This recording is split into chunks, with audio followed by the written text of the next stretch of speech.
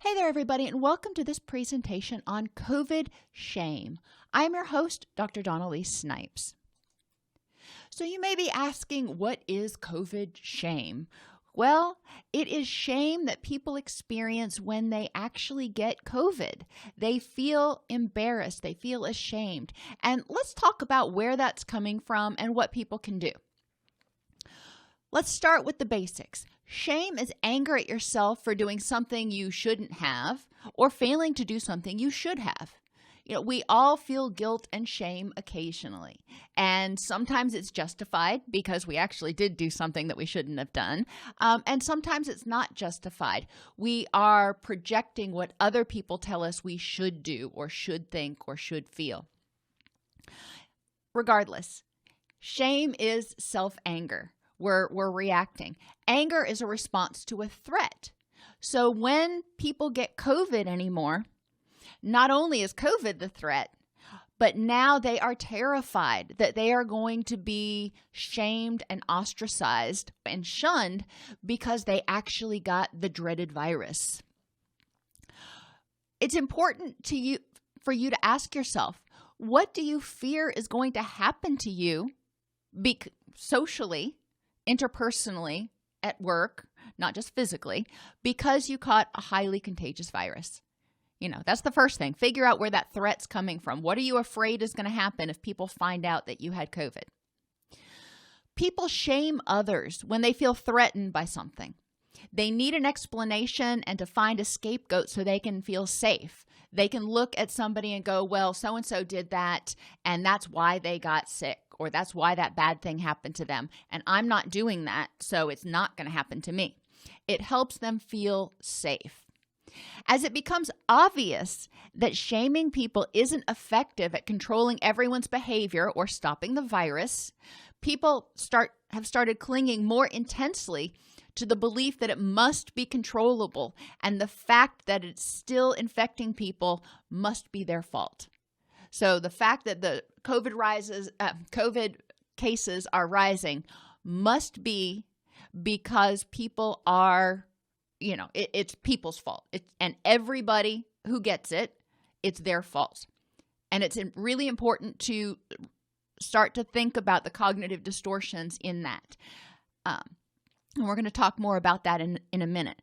But this is kind of the definition of insanity, doing the same thing over and over and over again and expecting different results. Locking down and doing all this stuff over and over and over again and expecting people to comply 100%. It ain't going to happen. Unfortunately, it ain't going to happen. But let's look at what you can do to address your COVID shame. Shaming in the era of social media has become an epidemic in and of itself. It literally destroys people's livelihood, self-esteem, and relationships based on largely unfounded assumptions. Consider, for example, a small business owner who identifies that they've had a COVID exposure in their business. They shut down for 2 weeks, but even when they reopen, and the shutdown for 2 weeks is really hard on them financially, but they do it out of, doing the best they can to protect people. When they reopen, a lot of times they are afraid that people won't return because they're branded as a COVID business. So let's look at the reality of that. Do you really think that everyone in the grocery store or the pharmacy that you go to is COVID negative? Most of those places, most of those bigger stores aren't even screening. So the chances of somebody being COVID positive and being in their establishment is pretty high. Let's just face facts. The small business owner was at least screening, so the chances of a undetected COVID case coming into the small business is a lot smaller than an undetected COVID case going into a larger business. So that smaller business actually is logically probably safer because we know that they're screening. But people don't care. They see that as, ooh, that business had to shut down, so they must be doing something wrong. A person who tests positive gets blamed and shamed. Okay, let's just start with the very basics. Would you blame and shame a victim of violent crime? Are there things that people can do to stay safer? Yes. But no matter how many precautions you take, you can still be a victim of violent crime. Same thing is true for COVID. Nothing we can do is going to 100% eradicate this virus, short of 100% compliance with total lockdown. And even then, I don't know whether that would work because viruses mutate. The person, another situation to consider is the person who does the blaming and is hypervigilant for opportunities to shame and take back control from the virus.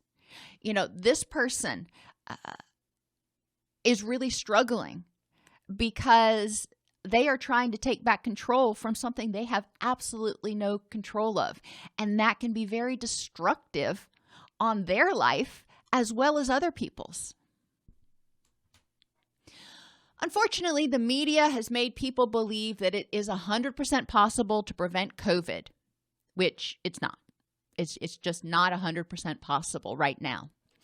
And if you get COVID, you, quote, must have done something wrong or been too lax, which shows your flagrant disregard for the welfare of other people.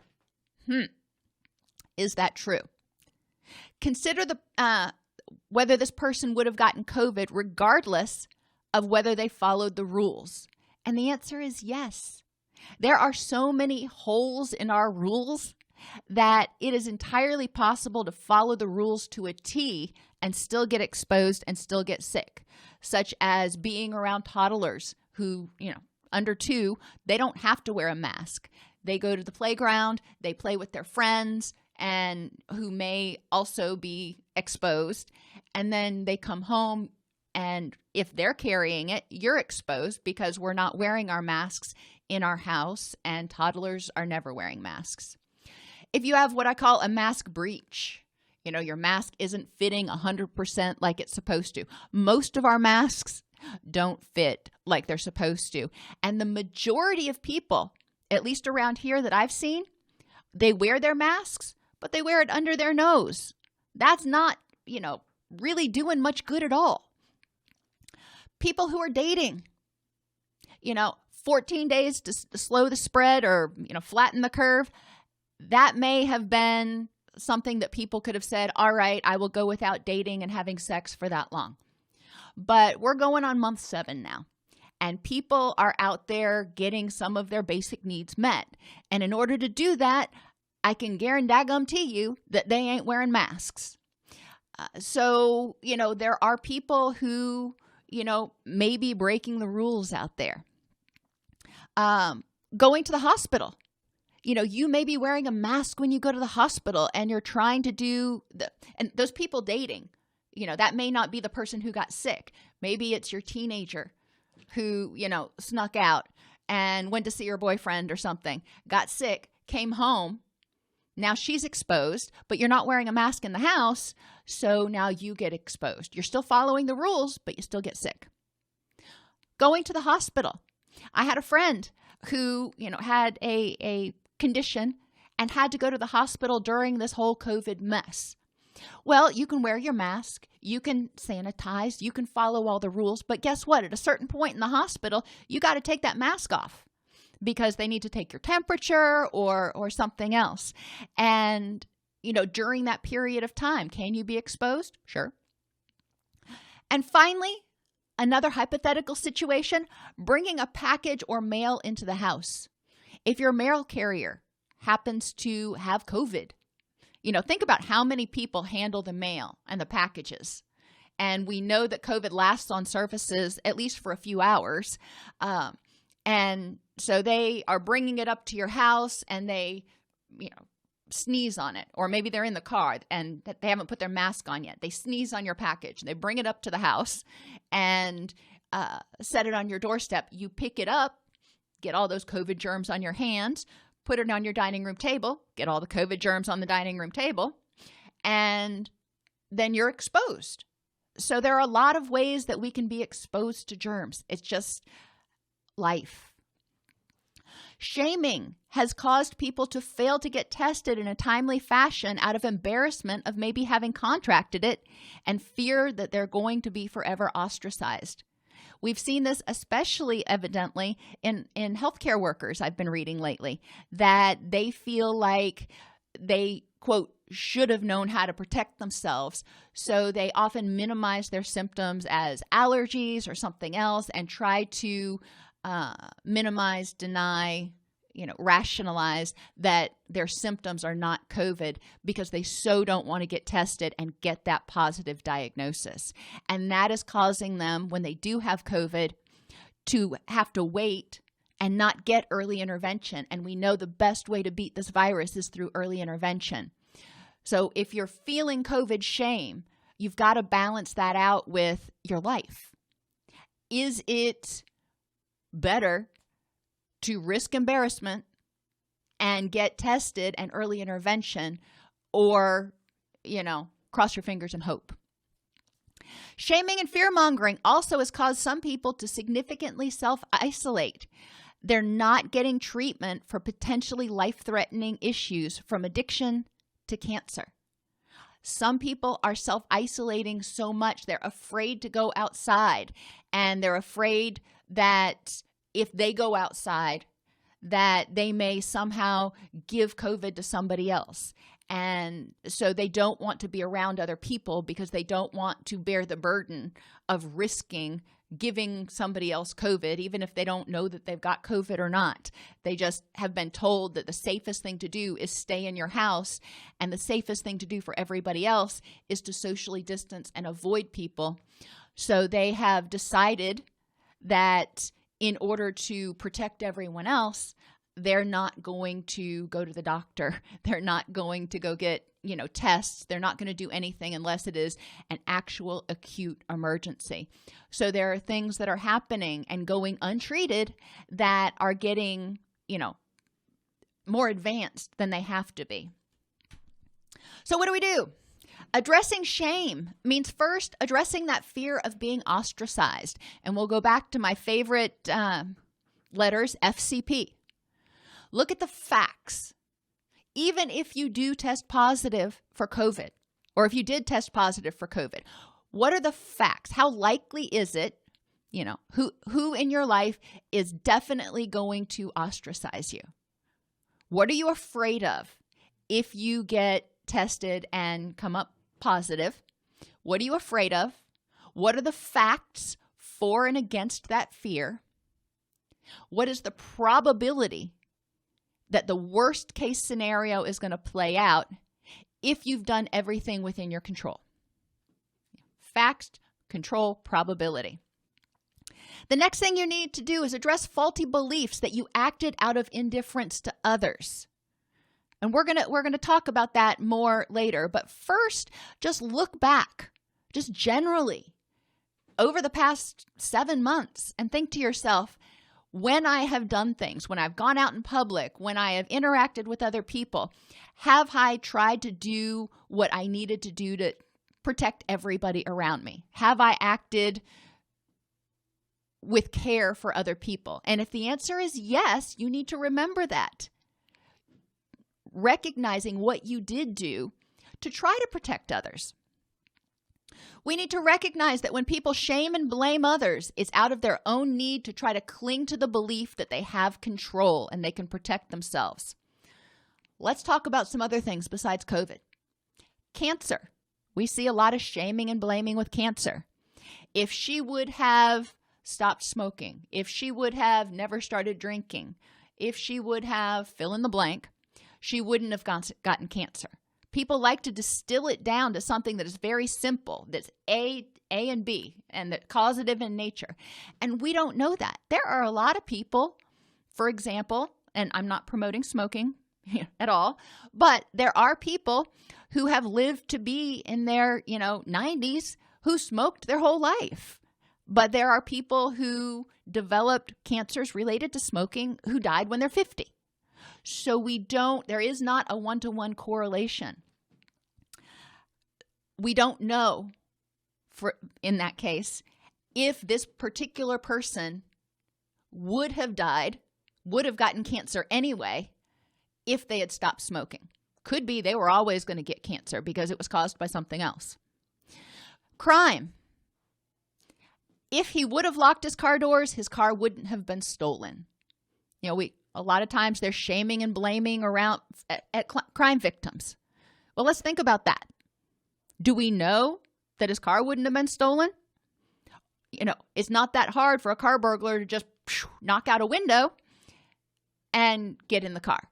You know, so locking the car doors is not a guaranteed protection against getting your car stolen. So we can't say for certain that failure to lock his car doors caused his car to be stolen.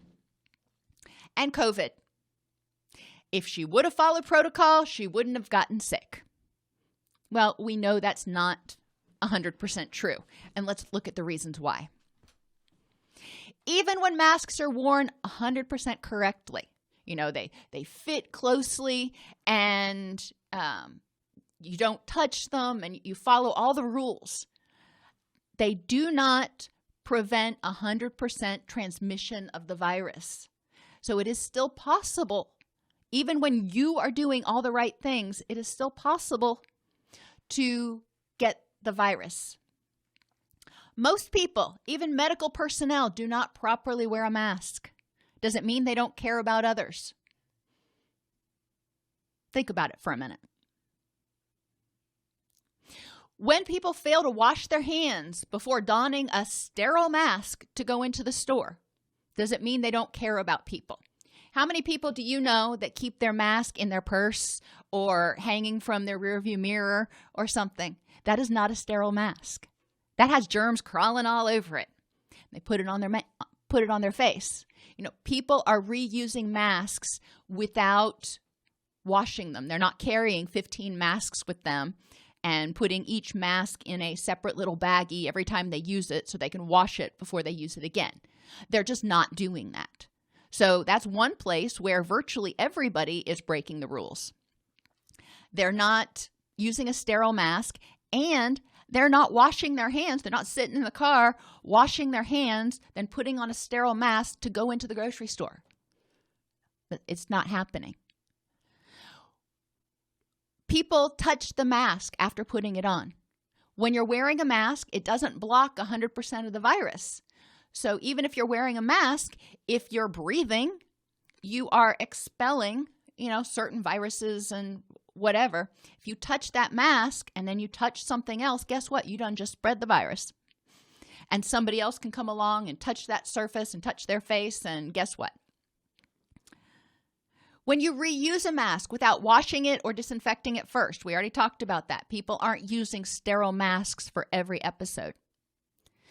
When you put the mask around your neck or on your forehead, or even pop it up to take a drink, think about during the day if you working in a counseling practice.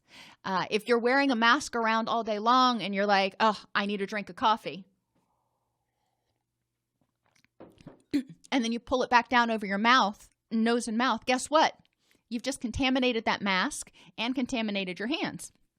And you've broken protocol. When you fail to immediately wash your hands after touching your face or taking your mask off, I can almost guarantee you, I probably touch my face twice as often as I even recognize that I touch my face. So most of us, unless you are a surgeon or something and you've, been trained to be hyper aware of touching your face, most of us are frequently touching our face or touching our mask, and then we're not immediately washing our hands. So that means we're spreading it.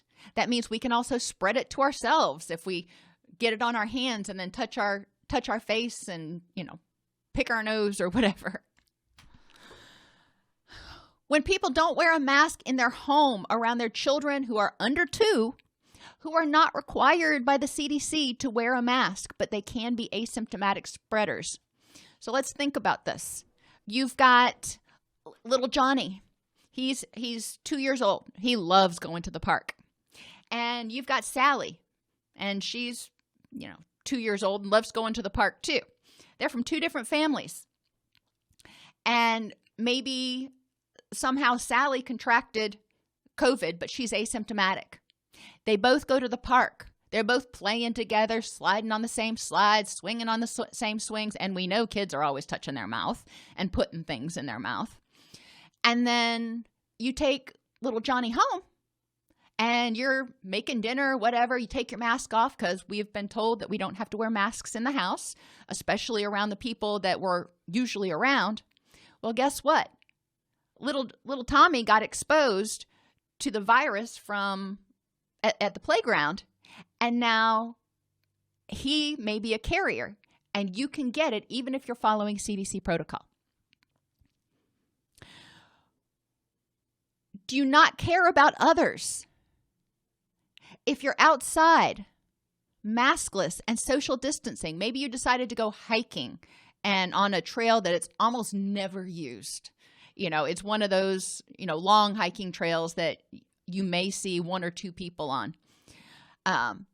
So you're outside, you're maskless, you're social distancing, but somebody has come along before you that actually did have COVID and sneezed on it. And you touch it, not knowing that they sneezed on it, of course. You touch it, and then you touch your face. You were still following protocol, but you still got infected. Does it mean you don't care about others? When you're wearing a mask around others, so, you're doing your part, you're wearing a mask, but the other people around you are not wearing a mask, and somebody in that group has COVID, and you catch it. Does that mean that you don't care about others because you caught it even though you were following protocol? So and I'm sure there are lots of other scenarios you could go through where even if you follow the CDC protocol to the letter, in order to, show your care and compassion and concern for the welfare of others, which, that's awesome. But even if you do that, it doesn't guarantee that you're not going to get COVID. So what do? Identify what's within your control. Identify your support system. Who's going to be there for you?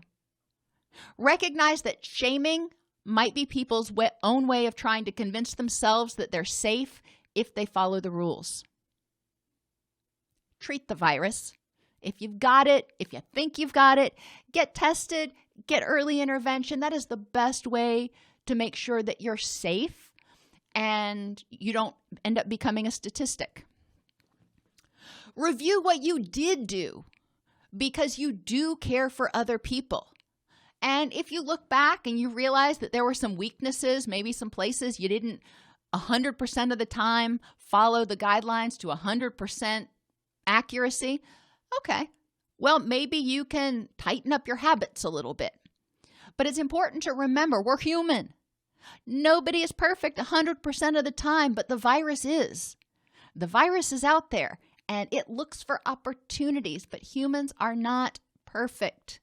So even if you're doing your daggum very best, there's a chance that you're going to get exposed. This is a highly contagious virus. Continue to practice social distancing, hand washing, mask wearing, and according to the CDC, right now, the guidelines still say when outside the home and not able to socially distance. So they're still not advocating for wearing the mask around the house. They're still saying that if you're outside and you're able to socially distance, it's a choice whether you want to wear it or not. So you can go to the CDC website and look at their current guidelines. But my point in highlighting that is to help you recognize that there are some holes in the CDC's prevention plan that make it so it's not 100% effective.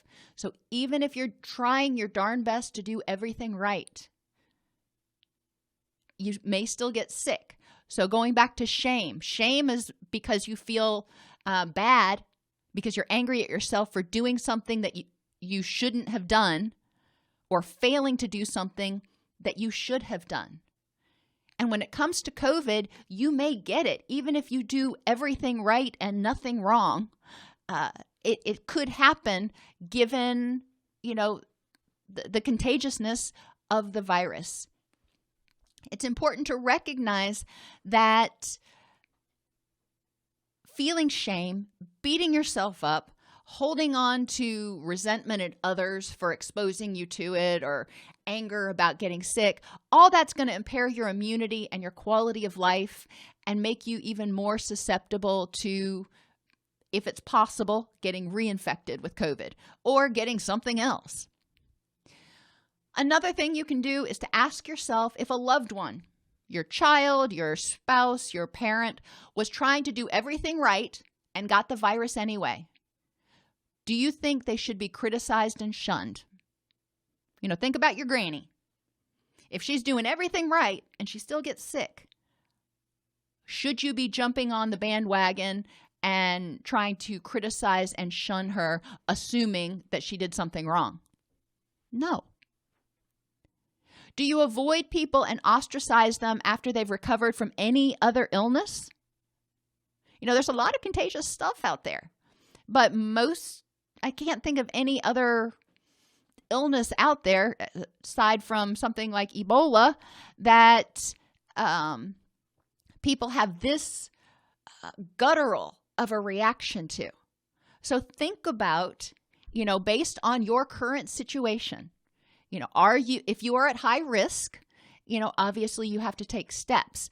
But does it make sense that others are avoiding you after you get COVID, after you've already recovered? Especially if you're still wearing a mask, social distancing, and washing your hands. If you're doing everything you're supposed to do, does it make any sense that people should shun you, or that you should continue to feel angry at yourself, to be ashamed of yourself? It's something only you can answer, but it's something to consider.